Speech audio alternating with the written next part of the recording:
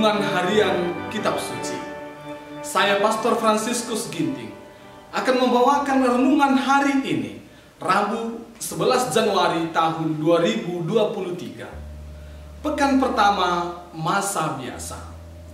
Injil hari ini diambil dari Injil Markus bab 1 ayat 29 sampai 39. Sekeluarnya dari rumah ibadat itu, Yesus dengan Yakobus dan Yohanes pergi ke rumah Simon dan Andreas. Ibu mertua Simon terbaring karena sakit demam. Mereka segera memberitahukan keadaannya kepada Yesus. Ia pergi ke tempat perempuan itu, dan sambil memegang tangannya, ia membangunkan dia. Lalu lenyaplah demamnya. Kemudian perempuan itu melayani mereka. Menjelang malam, sesudah matahari terbenam, dibawalah kepada Yesus semua orang yang menderita sakit dan yang kerasukan setan. Maka berkerumunlah seluruh penduduk kota itu di depan pintu, lalu menyembuhkan banyak orang yang menderita bermacam-macam penyakit dan mengusir banyak setan. Ia tidak memperbolehkan setan-setan itu berbicara, sebab mereka mengenal dia. Pagi-pagi benar, waktu hari masih gelap, ia bangun dan pergi keluar. Ia pergi ke tempat yang sunyi dan berdoa di sana. Tetapi Simon dan kawan-kawannya menyusul dia. Waktu menemukan dia, mereka berkata, "Semua orang mencari engkau." Jawabnya, "Marilah kita pergi ke tempat lain, ke kota-kota yang berdekatan, supaya di sana juga aku memberitakan Injil. Karena untuk itu aku telah datang." Lalu pergilah ia ke seluruh Galilea dan memberitakan Injil dalam rumah-rumah ibadat mereka dan mengusir setan-setan.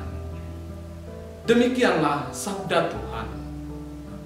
Tahun ini, fokus pastoral di Keuskupan Agung Medan ini yakni umat Katolik yang bersekutu. Setelah memperoleh peneguhan melalui kebersamaan di tengah-tengah keluarga sebagai Ecclesia Domestika, sekarang Gereja Keuskupan Agung Medan harus menjadi singa yang mengaum dengan bersekutu bersama yang lain.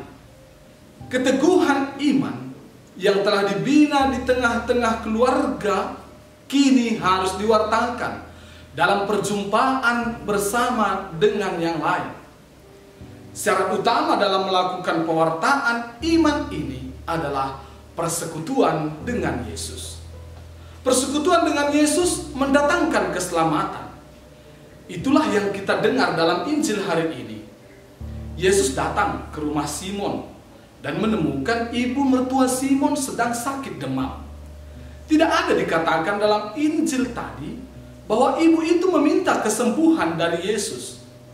Tetapi Yesus berempati melihat situasi ibu mertua Simon dan mengaruniakan kepadanya kesembuhan. Yesus sebagai guru Simon mempunyai ketergerakan hati melihat situasi yang dialami oleh mertua Simon. Yesus tidak berhenti pada rasa kasihan kepada ibu mertua Simon. Yesus bertindak dan menyembuhkan. Tindakan Yesus yang penuh belas kasih itu membuat banyak orang juga ingin bersekutu dengannya. Maka setelah itu, menjelang malam, dibawalah kepada Yesus semua orang yang menderita sakit dan yang kerasukan setan.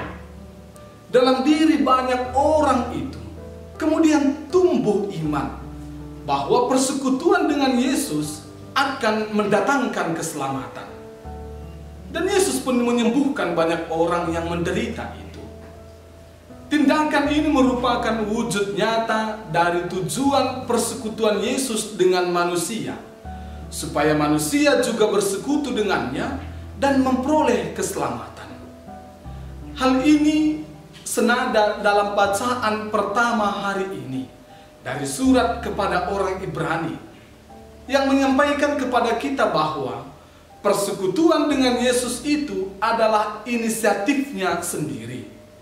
Yesus menjadi sama dengan mereka dan mendapat bagian dalam keadaan mereka, supaya melalui kematiannya Yesus memusnahkan iblis serta membawa mereka pada keselamatan, terlepas dari perhambaan iblis.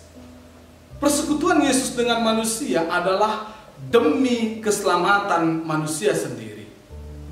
Meski inisiatif bersekutu itu berasal dari pihak Yesus karena kasih-Nya kepada kita, namun sebagaimana Yesus sendiri senantiasa ingin menjalin persekutuan dengan Bapa-Nya, itulah juga kiranya menjadi teladan kita. Pada bagian akhir Injil hari ini, Yesus berdoa dan pergi ke tempat sunyi. Bapa yang mengutus Yesus dan Yesus yang juga senantiasa menjaga relasi kesatuan dengan Bapa-Nya. Kekuatan Yesus dalam mengasihi terletak pada kesatuannya dengan Bapa yang tidak terpisahkan, dan itu senantiasa terjalin dalam doa. Teladan Yesus ini kiranya juga menjadi cara hidup kita. Persekutuan dengan sesama untuk menjadi singa yang mengaum harus didasari pada belas kasih yang dimiliki oleh Yesus. Itu hanya akan kita miliki bila kita bersekutu dengannya dalam doa. Sehingga persekutuan kita dengan Yesus menjadi dasar persekutuan kita juga dengan sesama. Dan semoga persekutuan itu mendatangkan keselamatan bagi kita juga bagi sesama. Tuhan memberkati.